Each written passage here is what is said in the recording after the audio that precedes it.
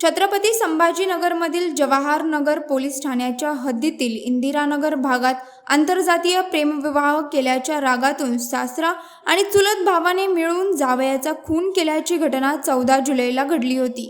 या प्रकरणात 3 आरोपी निष्पन्न झाले होते। या तिन्ही आरोपींना बेड्या ठोकण्यात आले असून या प्रकरणी पुढील तपास सुरू आहे, अशी माहिती DCP नवनीत कावत यांनी दिली आहे। मात्र यावेळी मृत तरुणाच्या पत्नीची प्रतिक्रिया घेतली असता आरोपींना फाशीची शिक्षा व्हावी अशी मागणी विद्या साळुंखे यांनी केली आहे। नेमकं काय झालं किती आणि कसं झालं? नेमकं म्हणजे 14 तारखेला माझ्या नवरा घराबाहेर पडला होता। त्याच्यानंतर अचानकच माहिती झालं की कोणी त्याला चाकून मारलंय वगैरे। ते माहिती झाल्याच्या नंतर आम्ही सगळे झाडाखाली गेलो बघायला की काय झालं काय नाही। चौकापर्यंत गेलो तर मला चौकापुढे कोणी जाऊ दिलं नाही। चौकापुढे कोणी जाऊ दिलं नाही। माझ्या नवऱ्याला रिक्षामध्ये टाकलं आणि डायरेक्ट घाटीमध्ये नेलं। त्याच्यामुळे आम्ही मागून घाटीत जायसाठी आम्ही निघलो आणि घाटीत गेलो। मग नंतर कळालं की त्यांच्यावर चाकूने वार वगैरे झालेले आणि कोणी मारले म्हणून असं त्यांनी सांगितलं की आप्पासाहेब कीर्तिशाईंनी त्याच्यावर वार केले म्हणून। मग आता तुझी काय मागणी आहे किंवा कोणी केलं हे कसं माहिती पडतं? माझी हीच मागणी आहे की माझ्या नवऱ्याला न्याय मिळावा, त्याला फाशीची सजा भेटावी, हीच मागणी आहे। कोणी केलं काय केलं माहिती आहे तुला? हो, सांगितलं होतं माझ्या नवऱ्याने की आप्पासाहेब कीर्तिशाईंनी चाकू मारला त्यांना आणि गीताराम कीर्तिशाई पण होते त्याच्यामध्ये।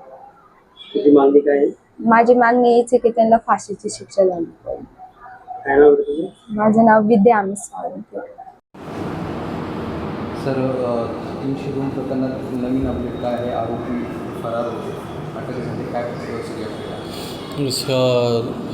त्या तपासमध्ये आत्तापर्यंत आम्ही 3 आरोपी अटक केलेले आहे। एक आरोपीला अँटिसिपेटरी बेल भेटली होती, त्याला अपोज करून आम्ही कोर्टाकडून त्याची पण पोलीस कस्टडी घेतलेली आहे।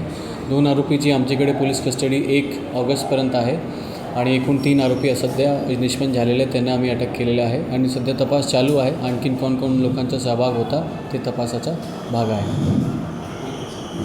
हा जो प्रकरण आहे त्यामध्ये आत्तापर्यंत आम्हाला 3 आरोपी निष्पन्न झालेले आहेत। त्यापैकी 2 आरोपी आमची कस्टडीमध्ये आहे। एक आरोपी तिन्ही आरोपीला आम्ही अटक केले होते। एक आरोपीला सुरुवातीला अँटिसिपेटरी बेल भेटली होती, त्याची अँटिसिपेटरी बेलसुद्धा आम्ही कोर्टाला रिक्वेस्ट करून ती रद्द केलेली आहे आणि सध्या 2 आरोपी आमचे 1 ऑगस्टपर्यंत कस्टडीमध्ये आहे। जे लोकांनी हा कृत्य केलं होता सगळे लोक आमचे ताब्यामध्ये आहे, कस्टडीमध्ये आहे। त्यामध्ये आणखी काही आरोपी निष्पन्न होण्याचे चान्सेस आहेत? चान्सेसच्या आता तपासावर आहे। तपास जसा निष्पन्न झाला तर आम्ही तुम्हाला नंतरची इन्फॉर्मेशन देऊ। आपण मुलीने काही मागणी केली आहे त्या आरोपासंदर्भात? मुलीला आम्ही प्रोटेक्शन दिलेलं आहे।